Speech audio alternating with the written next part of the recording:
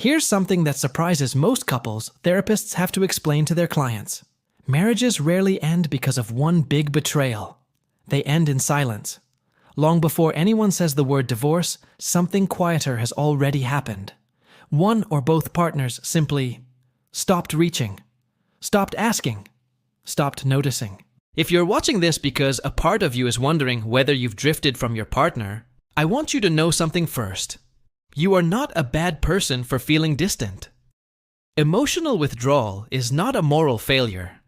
It's a psychological process, and like most psychological processes, it follows a pattern. Once you understand that pattern, you can actually do something about it. Today, we're looking at 5 signs that someone is emotionally checking out of their marriage. Not to alarm you, but to help you recognize the early signals most people miss until it's almost too late.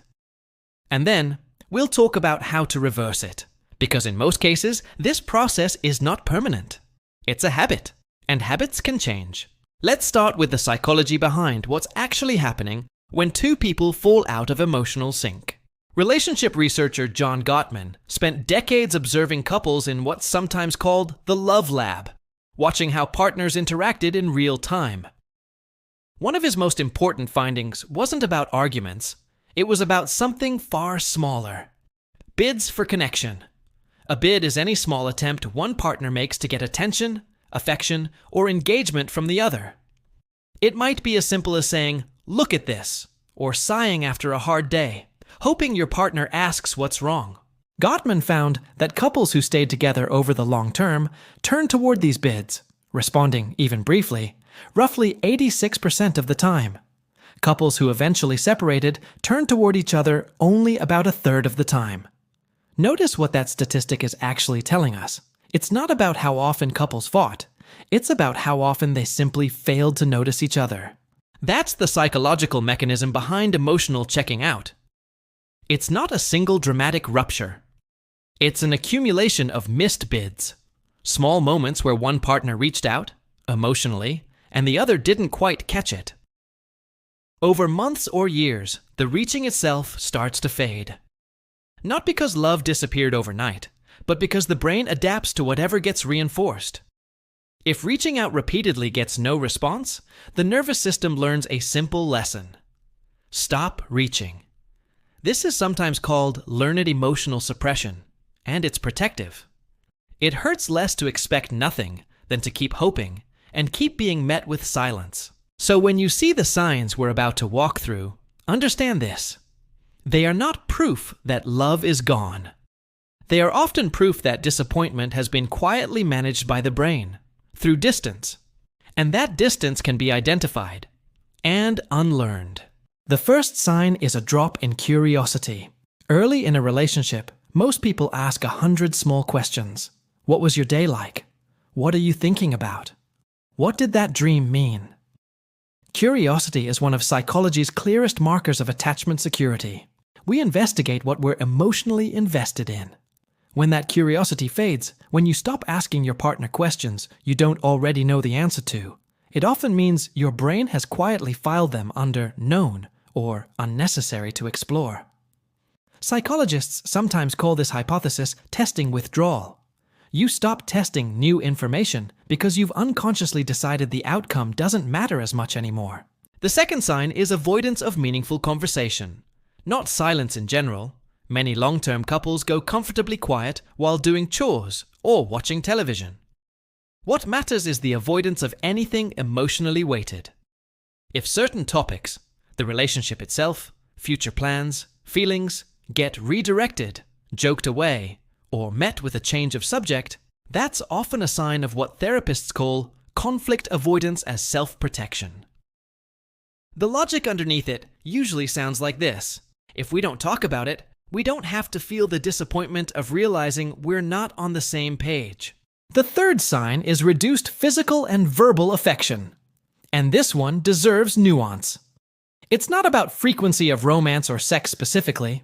It's about small, low-stakes touch. A hand on the back walking past each other. A goodbye that isn't just functional. Research on affectionate touch, including work from psychologist Corey Floyd, has repeatedly linked small affectionate gestures to relationship satisfaction and even physical health, including lower cortisol levels. When affection dips, it's rarely because two people stopped being attracted to each other. It's usually because touch has become a vulnerable act. And vulnerability, when it's gone unanswered before, starts to feel risky. The fourth sign is indifference in the face of conflict. And this is arguably the sign clinicians worry about most. Gottman's research identified contempt as one of the strongest predictors of relationship breakdown. But indifference is, in some ways, more advanced than contempt. Contempt still means someone cares enough to be angry. Indifference means the emotional stakes have dropped altogether. If your partner does something that used to upset you, and now it barely registers, that's not necessarily maturity or peace. Sometimes it's the nervous system deciding this relationship no longer merits an emotional reaction. And the fifth sign is what we might call parallel living.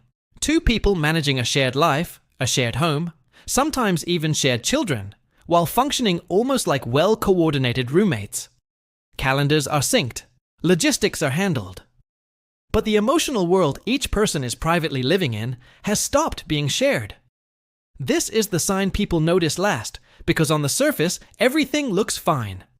The bills are paid. The house runs. But connection and coordination are not the same thing. Now here's the important part. Because recognizing these signs is only useful if we can do something about them. The first technique is what psychologists call bid responsiveness training, and it's deceptively simple. It means deliberately noticing and responding to your partner's small bids for attention, even the ones that seem minor. Not every response needs to be a deep conversation.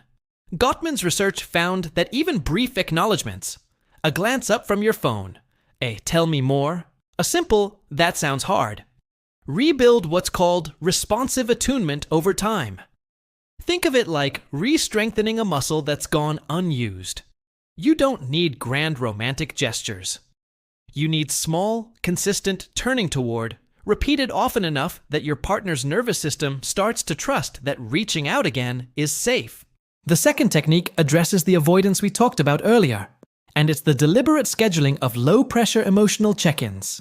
This might sound clinical, but the format matters less than the consistency. Some couples set aside 10 minutes, a few times a week, with one simple rule. No problem solving, no fixing, just listening.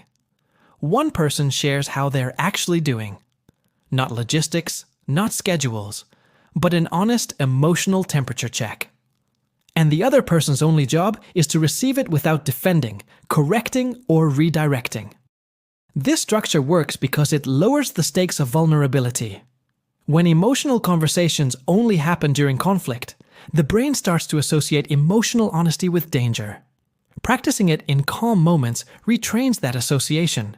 The third technique is about rebuilding physical affection intentionally, starting smaller than feels necessary. Therapists sometimes recommend what's informally called the non-demand touch approach, brief, affectionate contact that carries no expectation of anything further. A hand on a shoulder. A longer than usual hug at the door. The key is that it asks nothing in return. Because affection, when it's been avoided for a while, often carries an unspoken fear. If I initiate this, will it be rejected? Or will it lead somewhere I'm not ready for? Removing the expectation removes the risk, and touch that carries no demand tends to be the fastest way to reopen a channel that indifference had quietly closed. There's one more thing worth naming because it's easy to miss. All three of these techniques, noticing bids, scheduling honest check-ins, offering low-pressure affection, share a single underlying principle. They are all about rebuilding predictability. Emotional withdrawal happens when the brain learns that reaching out doesn't reliably lead anywhere good. Reconnection happens the same way disconnection did. Slowly, through repetition, until reaching out again starts to feel safe rather than risky. This is worth sitting with for a moment because it reframes the entire problem. Falling out of emotional sync with a partner is rarely a sign that the wrong person was chosen, or that love was never real. More often, it's the natural result of two nervous systems adapting to years of missed signals, and quietly deciding that self-protection was safer than continued hope. The good news embedded in that explanation is this. If distance is learned, closeness can be relearned too. It won't happen through one deep conversation or one romantic weekend away. It happens the way it was lost, one small, repeated moment at a time. If you recognized yourself or your relationship in some of what we talked about today, take that seriously, but don't take it as a verdict. These 5 signs are signals, not sentences. They're information your relationship is giving you, often before either partner has consciously admitted anything is wrong. What you do with that information is still entirely up to you. Some couples find that simply noticing these patterns and naming them honestly to each other is enough to begin turning back toward one another. Others benefit from the structured support of couples therapy, where a therapist can help rebuild these patterns of responsiveness in a more guided way. Both paths are valid. What matters most is catching the drift early, while there's still a bridge to walk back across. Relationships don't usually end with a single door slamming shut.